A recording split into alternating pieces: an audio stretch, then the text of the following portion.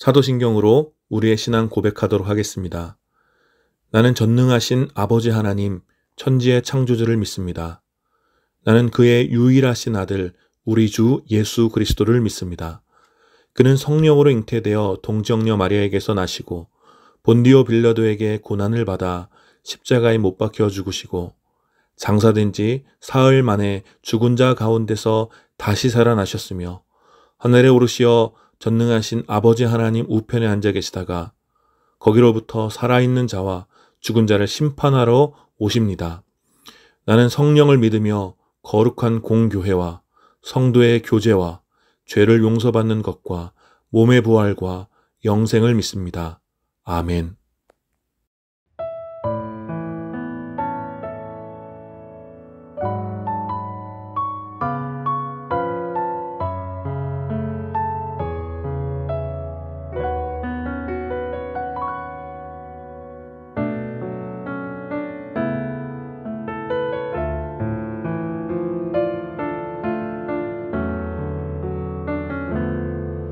예수 우리들의 밝은 빛 은혜와 긍휼을 베푸시는 주 의의 길을 따라가는 주의 자녀들에게 항상 밝은 빛을 비추시네.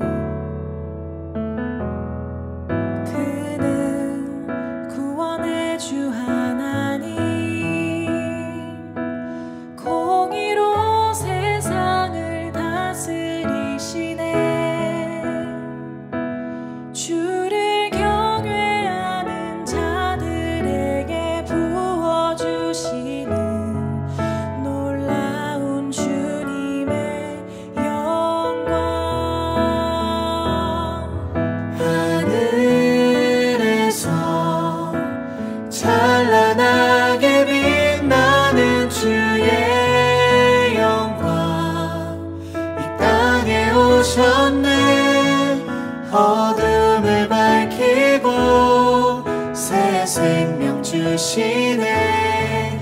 영원히 빛나는 나의 예수님 높이 영광과 찬양 받으실 그 이름 경배합니다. 슬픔을 거두고 내게 자유 주시네. 기쁨의 노래를 영원한 나의 빈 예수께.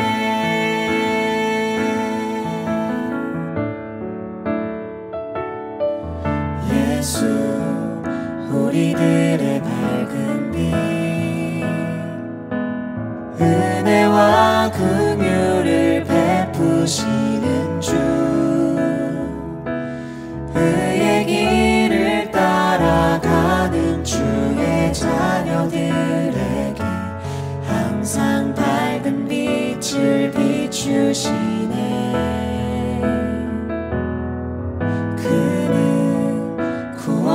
주 하나님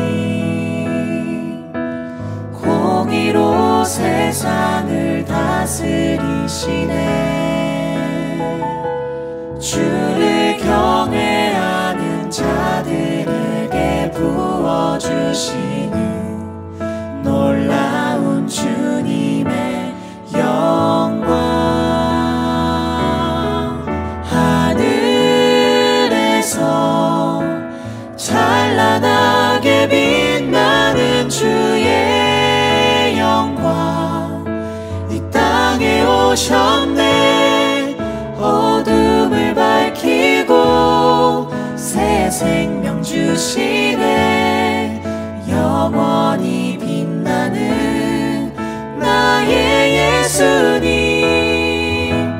높이 영광과 찬양 받으실 그 이름 경배합니다. 슬픔을 거두고 내게 자유 주시네. 기쁨의 노래를 영원한 나의 빛 예수께. 하늘에서 찬란하게 빛나는 주의 영광 이 땅에 오셨네. 어둠을 밝히고 새 생명 주시네. 영원히 빛나는 나의 예수님 높이 영광과 찬양 받으실 그 이름 경배합니다. 슬픔을 거두고 내게 자유 주시네. 기쁨의 노래를 영원한 나의 빛 예수께.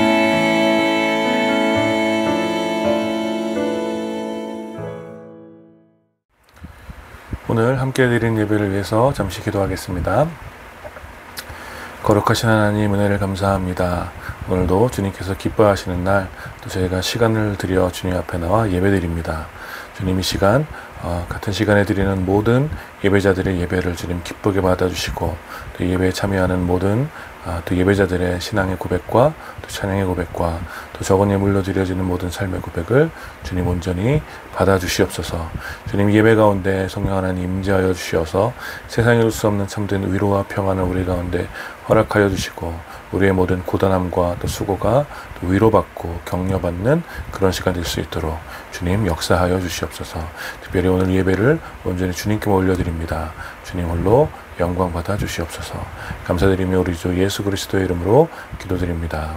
아멘. 오늘 함께 나눌 하나님 말씀은 에베소서 5장 8절부터 10절까지 말씀입니다. 에베소서 5장 8절부터 10절까지 말씀 제가 봉독하겠습니다. 여러분이 전에는 어둠이었으나 지금은 주님 안에서 빛입니다. 빛의 자녀답게 사십시오. 빛의 열매는 모든 선과 의와 진실에 있습니다. 주님께서 기뻐하시는 일이 무엇인지를 분별하십시오. 아멘. 오늘 이 세 절의 말씀을 중심으로 오늘 우리에게 전해질 편지 에베소서 8번째 시간 빛의 자녀답게 라는 제목으로 여러분들과 함께 은혜 나누기 원합니다. 특별히 오늘 좀 이제 제가 좀 더위를 많이 타서 선풍기를 좀 켜놓고 이렇게 말씀 전하고 있습니다. 혹시 선풍기 소리가 좀 들어가더라도 여러분들 이해해 주시면 감사하겠습니다. 영국의 극작가 윌리엄 셰익스피어, 여러분 다 아시죠? 이런 말을 했습니다. 꽃에는 향기가 있듯이 사람에게는 품격이 있다. 그런데 꽃이 싱싱할 때 향기가 신선한 것처럼 사람도 마음이 맑을 때 품격이 고상해진다. 썩은 백합꽃은 잡초보다 그 냄새가 고약하다. 이 말은 사람의 품격에 대한 유명한 격언 중 하나입니다. 흔히들 사람은 품격과 품위가 있어야 한다라고 이야기하죠. 보통 품격과 품위를 혼용해서 사용하기도 하지만 이 둘을 굳이 구별하자면 이제 품격은 대체로 이제 좀 타고난 성품이나 어떤 타고난 기질을 설명해주고, 또 품위는 자신의 위치에서 사람으로서 갖추어야 할 기품이나 어떤 태도를 설명해 줍니다. 그래서 품격이 고상한 경우 그 사람 자체에 대한 존경심과 안정감을 가져다주고, 또 품위 있는 기품이나 태도는 그 사람에 대한 호감과 신뢰도를 높여주는 것이죠. 그러나 반대로 어떤 천박한 품격을 가진 사람은 주변 사람들에게 괴로움을 가져다주며, 품위 없는 태도는 불신과 또 불호를 높여줍니다. 그래서 어떤 중요한 공직자나 또 사회에 영향을 끼칠 수 있는 공인들에게는 이게 높은 수준의 품격과 품위를 요구하는 것이죠. 우리는 국가나 작은 조직이나 심지어 어떤 한 학급의 반장을 뽑을 때에도 어떤 후보자의 어떤 기능적인 부분만 보지 않고 그 사람의 됨됨이나 또 평상시의 성품을 중요하게 생각하는데 바로 그런 이유가 여기에 있는 것이죠. 사람이나 또 그 어떤 조직도 이게 좀 기계와는 좀 달라서 서로의 관계 가운데 상호작용을 통해서 유기적으로 움직이고 영향을 받기 때문에 사실 이제 기능보다 좀 중요한 것은 사람의 됨됨이, 즉 그 사람의 품격이라고 할 수 있습니다. 그리고 그러한 품격을 판단하는 기준이 그 사람의 평상시의 언행, 즉 품위에 있다고 할 수 있는 것이죠. 그래서 어떤 조직이나 혹은 사회나 어떤 사람이 품격과 품위가 현저하게 떨어지는 사람이 지도자가 되었을 때, 어떤 조직이나 사회가 품격과 품위가 현저하게 떨어지는 사람이 지도자가 되었을 때 조직과 사회 전체가 좀 천박해지고 불신과 불호가 난무하며 결국 지극히 이기적인 본능만 남게 되는 경우들을 우리는 많이 보게 됩니다. 우리는 이러한 끔찍한 모습을 너무 쉽게 보고 있고, 한 지도자의 품격과 품위가 얼마나 사람들을 괴롭게 할 수 있는지 많은 경우 목격하고 있는 것이죠. 썩은 백합꽃은 잡초보다 그 냄새가 고약하다는 이 세익스피어의 말처럼 품격과 품위를 잃은 사람들이 가득한 시대에 어떤 그런 악취를 맡으면서 고통이 가득한 삶을 우리는 살고 있는 것입니다. 그래서 오늘 다시 많은 사람들이 온전한 사람의 품격과 품위를 다시 생각해 보고 있는 것이죠. 과연 사람다움이란 무엇인가? 사람답게 살고 사람다운 태도를 가지는 것은 무엇인가? 이 원초적이고 근본적인 질문이 오늘 우리 사회에서 중요한 화두가 된 것은 참 한편으로는 굉장히 중요하면서도 한편으로는 안타까운 일이라고 할 수 있는 것이죠. 그리고 이 질문 못지않게 중요한 것이 하나님 자녀의 품격과 하나님 자녀의 품위입니다. 사회적으로 책임이 높은 공인일수록 품격과 품위가 중요하고 품위 유지를 위한 의무와 비용을 지불하고 있습니다. 그리고 만일 우리가 믿는 바대로 하나님의 자녀가 세상에서 감당해야 할 역사적 책임이 있음을 우리가 믿는다면 사실 그 어떤 공인보다 사회에서 더 고상한 품격과 품위를 지켜야 하는 것이 바로 하나님의 자녀라는 거예요. 세상의 회복을 위한 하나님의 계획이 하나님의 자녀들을 통하여 성취된다면 하나님의 자녀의 품격과 품위는 세상 그 어떤 이들보다 고상해야 하는 것이 당연한 이치라는 것입니다. 따라서 우리가 오늘 함께 읽은 성경은 이렇게 말하고 있습니다. 8절 말씀입니다. 여러분이 전에는 어둠이었으나 지금은 주님 안에서 빛입니다. 빛의 자녀답게 사십시오. 여러분, 이 말씀은 한 사람의 품격과 품위를 결정해주는 매우 중요한 진리를 우리에게 가르쳐주고 있습니다. 우리는 계속해서 에베소서의 말씀을 살펴보면서 온 세상을 구원하시기 위한 하나님의 계획이 그리스도 예수를 통하여 교회를 세우시고 또 온 땅을 충만하게 하심으로 성취된다는 사실을 함께 말씀을 나누었습니다. 그러니 그리스도의 몸된 교회는 죄로 인하여 찾아온 타락한 시대의 모든 결핍을 예수 그리스도의 능력을 힘입어 주님의 충만함으로 회복시켜야 합니다. 이것이 바로 교회의 교회됨이라는 거예요. 따라서 교회는 단순한 건물이 아니라 우리 삶의 모든 영역에서 그리스도의 충만한 통치를 드러내는 우리의 삶 전체가 교회라고 할 수 있는 것입니다. 이러한 삶을 살아내도록 하기 위하여 주님께서는 우리를 주님의 몸된 교회로 부르셨고 우리의 삶을 통하여 그 그리스도의 충만하심을 드러내시는 것입니다. 그러니 중요한 것은 바로 교회로 살아가는 그리스도인의 삶, 즉 하나님 자녀의 삶이 그만큼 중요하다라는 거예요. 하나님 자녀의 삶은 하나님 형상을 담고 있어야 합니다. 왜냐하면 자녀는 부모를 닮기 때문입니다. 하나님의 사랑을 받는 자녀들은 하나님을 본받는 사람이 되어 예수 그리스도의 삶의 길을 따라갑니다. 그것이 바로 하나님 자녀의 삶인 것입니다. 그러나 어떻습니까? 우리는 여전히 세속의 도시에서 살고 있기 때문에 늘 방탕함과 탈선의 유혹을 마주하며 살아가는 것이죠. 탐욕과 종교적 영성이 가득한 에베소, 탐욕과 종교적 영성이 가득한 에베소에서 살았던 에베소 교회 신자들처럼 우리 역시 탐욕과 욕망이 뒤엉킨 세속의 시대에 살고 있다라는 것입니다. 그래서 에베소서 5장 3절부터의 말씀처럼 세속의 유혹이 우리의 삶에 익숙하게 침투해 있다라는 거예요. 음행이나 온갖 더러운 행위나 탐욕이 늘 우리 곁에 있고 사람들의 일상의 언어 속에는 더러운 말과 어리석은 말과 상스러운 농담이 가득합니다.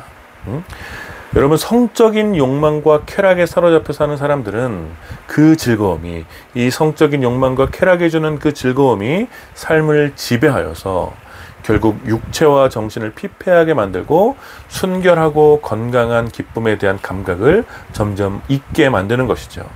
또 즉흥적인 감정에 이끌려 내뱉는 모든 더러운 말과 상스러운 농담은 종종 그 사람의 인격과 성품을 지배하고 자기 삶의 진정한 가치와 건강한 관계의 기쁨을 파괴하게 됩니다. 그래서 바울은 7절 말씀에 그런 사람들과 함께 하지 말라고 경고하고 있는 것입니다. 여기서 그런 사람들과 함께 하지 말라는 것은 그들과 더불어 있지 말라는, 그들 근처에 가지 말라는 얘기가 아니라 삶을 공유하는 파트너가 되지 말라는 것입니다. 물론 우리는 그런 이웃들과 당연히 더불어 살아가며 그들에게 하나님의 충만함을 증언해야 합니다. 그러니 그들과 더불어 살아가지만 그들이 추구하고 그들이 즐기는 삶의 길에서 함께 그들의 길을 걸어가는 파트너가 되면 안 된다라는 거예요. 그렇다면 하나님의 자녀들은 어떻게 살아야 하는 것일까요?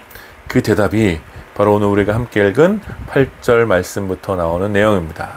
8절 말씀입니다. 여러분이 전에는 어둠이었으나 지금은 주님 안에서 빛입니다. 빛의 자녀답게 사십시오. 예수 그리스도로 말미암아 하나님의 자녀가 된 에베소의 신자들은 불과 얼마 전까지만 하더라도, 불과 몇 년 전까지만 하더라도 우상을 섬기며 세속의 자녀들처럼 살았던 이방인들이었습니다. 그래서 지금 바울이 이야기하는 전에는 너희가 어둠이었다라는 말이 무슨 뜻인지 충분히 이해하고 있었습니다. 여러분, 동굴 속에만 살았던 사람들은 밝은 빛이 가득한 동굴 밖 세상이 어떤지 전혀 이해할 수 없습니다. 그래서 자신들이 어두운 데 살고 있었다는 사실을 동굴 속에서는 전혀 인지하지 못하는 것이죠. 동굴 속에서만 살아가면 그것이 어두운 것인지 이해하지 못한다라는 거예요. 그래서 자신들이 어두운 데 살고 있었다는 사실을 전혀 모른 채 그냥 그렇게 동굴 속에서, 그 어두움 속에서 살아가는 것입니다. 에베소의 신자들 역시 그러했죠. 탐욕과 욕망의 도시에서 그들은 태어나면서부터 익숙하게 세속의 정신에 이끌려 살아왔다라는 것입니다. 그러나 어느 순간 만나게 된 빛 대신 예수 그리스도로 인하여 자신들의 삶이 어두움에 있었다라는 것을, 자신들의 삶이 어두움에 있다라는 사실을 비로소 깨닫게 된 것입니다. 이러한 깨달음은 그들이 어둠 속에서 빛으로 나왔기 때문에, 빛 가운데로 나왔기 때문에, 그 빛을 경험했기 때문에 얻게 되는 깨달음이었습니다. 빛 대신 주님 안에 거하는 것, 그 삶은 분명 탐욕의 도시에 물든 어두움의 삶과는 전혀 다른 차원의 삶이었다라는 거예요.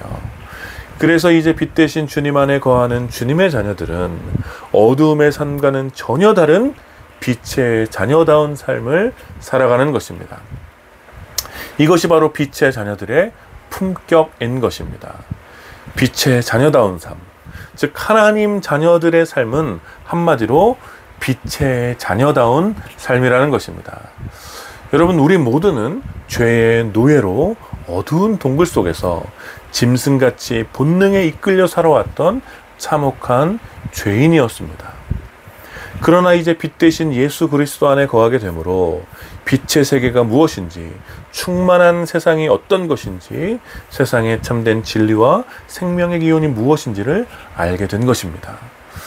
그러니 주님 자녀들의 삶은 어두움에 있던 삶과는 그 격이 현저하게 달라지는 것입니다. 마치 과거 쇠국의 시대에 열강의 선진 문명과 새로운 세계를 먼저 본 사람들이 과거의 전통과 구습의 얽매인 모습과 단절하여서 이제 새로운 가치를 지닌 존재로 새로운 시대의 삶으로 다시 태어나는 것처럼 예수 그리스도를 만난 주님의 자녀들의 삶은 전혀 다른 시대, 전혀 다른 차원의 삶을 살게 되는 것입니다. 하나님 자녀다운 삶, 과거의 어둠과 전혀 다른 빛의 자녀로 살아가는 삶이란 바로 그와 같다라는 거예요. 여러분, 어두움을 사모하는 빛이 없듯이 빛의 자녀들은 어두움을 바라보고 살지 않는 것입니다. 그러니 우리 모두가 인간이라는 동류의 삶을 살아가고 있지만 어두움에 사로잡혔던 과거의 존재는 계속해서 어두움을 바라보며 더 깊은 어두움을 향하여 걸어가지만 예수 안에 새로운 피조물이 된 빛의 자녀들은 이제는 빛을 바라보며 더 광명한 빛의 세계를 향하여 걸어가는 것입니다. 이러한 빛의 자녀들의 품격은 이제 새로운 품위를 지니도록 하는 것입니다. 단지 빛을 볼 뿐만 아니라 빛의 자녀들처럼 행하는 것입니다. 그것이 바로 빛의 자녀들의 품이라는 거예요. 그렇다면 그것이 무엇이겠습니까? 9절은 이렇게 설명해 주고 있습니다. 빛의 열매는 모든 선과 의와 진실에 있습니다. 모든 선과 의와 진실, 바로 이러한 열매가 맺혀지는 삶을 살아내는 것, 이것이 바로 빛의 자녀들의 품의라는 거예요. 여러분, 저는 정확하게 이러한 삶이 어두움에서 살아가는 삶의 열매와 정반대되는 지점에 있는 열매라고 생각합니다. 여러분, 어두움은 선과 정의와 진실이 숨겨진 환경이며 숨겨졌을 뿐만 아니라 선과 정의와 진실이 무엇인지를 찾을 수도 없는 세계입니다. 아무것도 보이지 않는 어두움의 세계에서, 어둡다라는 것은 아무것도 보이지 않는다라는 거 아니겠습니까? 아무것도 보이지 않는 그 어두움의 세계에서 선과 정의와 진실은 아주 사치스러운 가치이며 도무지 찾을 수도 없고 도달할 수도 없는 비현실적인 가치입니다. 그러니 사람들이 아무것도 보이지 않을 때 대부분의 사람들은 자신의 감각에 의존하고 보통 그 감각은 이기적인 욕구와 자신의 생존을 위한 탐욕을 반영하게 되어 있습니다. 그래서 어두움에 사는 세속의 자녀들은 선과 정의와 진실을 때때로 이야기하지만 그 이야기의 끝이 무엇인지, 과연 어디에 우리가 도달할 수 있을지 알지 못하기 때문에 결국 자신의 이기적인 본능과 감각에 따라 하루하루를 그 어둠 속에서 버티며 살아가는 것입니다. 그러나 이 모든 사실보다 더 비참한 것은 무엇이냐면 어두움 속에 살아가는 사람들은 그 안에서의 삶이 전부라고 확신하며 살아간다는 거예요. 왜냐하면 빛을 보지 못했기 때문에 그 어둠 속에서의 삶이 전부인 것이라고 확신하며 산다는 거예요. 그러니 그 안에서, 그 어두움 속에서, 아무것도 보이지 않는 그 어두움 속에서 선한 양심과 선한 감각은 점점 희미해지고 정의를 압도하는 불의가 지배적인 원리가 되며 진실보다 은폐와 거짓과 속임수가 성공을 위한 훨씬 쉬운 방편이 되는 것입니다. 그러나 빛을 본 사람들, 빛 가운데 거하는 빛의 자녀들은 그들과 다르다라는 거예요. 왜냐하면 모든 것을 밝히 보았기 때문입니다. 무엇이 선한 것인지, 무엇이 정의인지, 무엇이 진실인지 이미 충분히 보았기 때문에, 빛 가운데서 그것을 충분히 보았기 때문에 무엇을 해야 할지, 어디로 가야 할지, 이 길의 끝에 무엇이 있는지 너무나 선명하다라는 거예요. 그러니 빛의 자녀들의 삶은 어둠의 자녀들과는 다르게 모든 선과 정의와 진실을 밝히 알고 자신의 삶에 오롯이 선과 정의와 진실을 담아내는 것입니다. 여러분, 이것이 바로 빛의 자녀로 살아가는 하나님 자녀의 품위입니다. 빛의 자녀다운 품격에 걸맞게 하나님의 자녀들은 선을 행하고 정의를 구하며 진실을 증언하는 것입니다. 그래서 자신의 탐욕을 채우기 위한 이기적인 삶이 아니라 온 세상을 회복하기 위한 공공의 선을 행하고 자신의 성공을 위해서라면 불의한 행동마저도 대가로 지불하려는 이 비정한 세상에서 온전한 정의를 위하여 자신의 삶과 희생을 대가로 지불하며 또 필요하지 않거나 자신의 삶에 불리한 사실은 숨기고 속이고 은폐하는 것을 당연하게 생각하는 이 거짓의 시대 속에서 모든 시간과 공간 속에서 임재하시는 하나님의 그 거룩하심을 바라보며 숨길 수 없는 진실을 말하는 삶을 살아가는 것입니다. 여러분, 이것이 바로 빛의 자녀다운 하나님 자녀의 품격에 걸맞는 삶의 품위인 것입니다. 그리고 이 일을 위해서 10절의 말씀처럼 끊임없이 주님께서 기뻐하시는 일이 무엇인지 분별해야 하는 것입니다. 여러분, 이 말씀의 더 정확한 의미는 주님께서 기뻐하시는 일이 무엇인지를 찾으라는 것입니다. 여러분, 어둠에 있는 사람들은 참된 것을 찾을 수가 없죠. 보이지 않는데 어떻게 찾습니까? 그 안에 그 어떤 귀한 보물이 있어도 보이지 않기 때문에 찾을 수가 없습니다. 그러나 밝은 빛 가운데 있는 사람들은 찾을 수 있습니다. 무엇이 어디에 있는지, 참된 것이 어디에 있는지 찾을 수 있다는 거예요. 여러분, 빛의 자녀들이 주님께서 기뻐하시는 일을 찾는 것은 보물찾기와 같습니다. 여러분들 혹시 보물찾기를 한번 진행해 보신 적이 있습니까? 여러분, 자녀를 사랑하는 부모는 자녀를 위하여 보물찾기를 할 때 자녀들이 절대 찾을 수 없을 것 같은 그런 험난한 곳에 보물을 숨기지 않습니다. 왜냐하면 자녀가 보물을 찾지 못하도록 하는 것이 이 보물찾기의 목표가 아니라 자녀가 보물을 찾도록 해주는 것이 목표이자 그것이 바로 부모의 기쁨이기 때문에 그렇습니다. 여러분, 따라서 빛의 자녀들은 선명하게 드러난 밝은 세계에서 주님께서 기뻐하시는 일이 무엇인지 조금만 노력하면 쉽게 찾을 수 있습니다.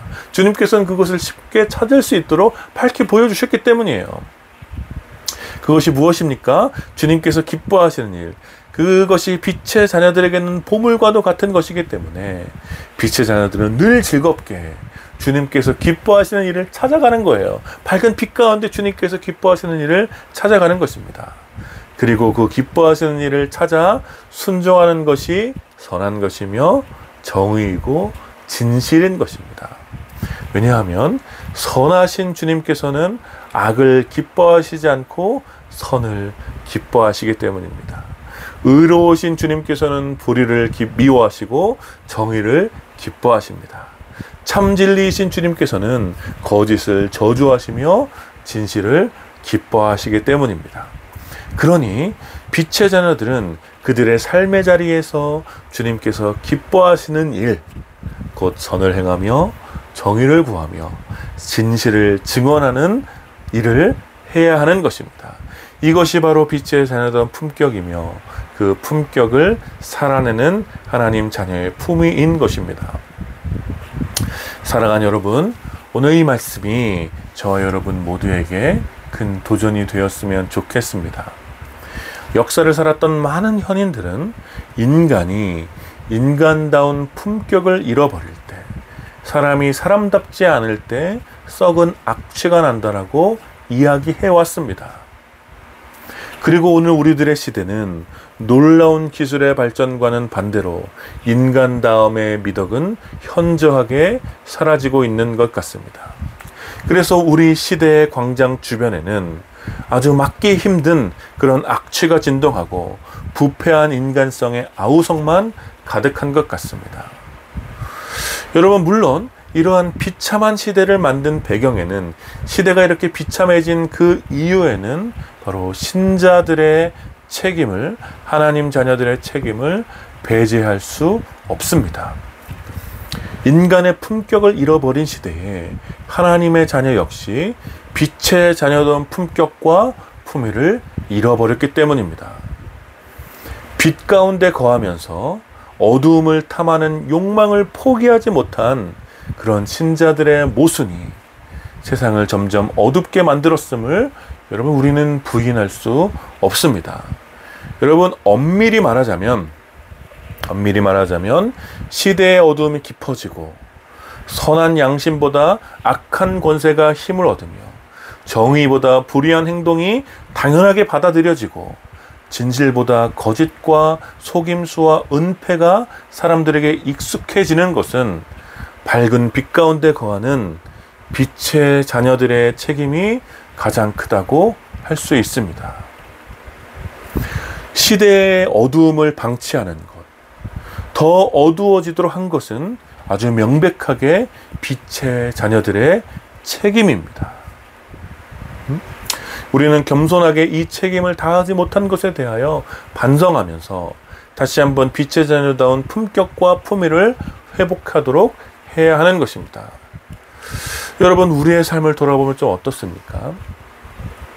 우리가 있는 삶의 자리, 그렇죠? 벌써 꽤 오랫동안 머물렀던 바로 그 자리, 하나님께서 여러분들을 보내신 그 직장, 학교, 가정에서 여러분들로 인하여 그 자리에 어두움이 물러가고 그리스도의 빛이 비추어지고 있습니까? 여러분들은 여러분들을 만나는 이들에게 선하며 정의롭고 진실한 사람이라는 이야기를 듣고 있습니까?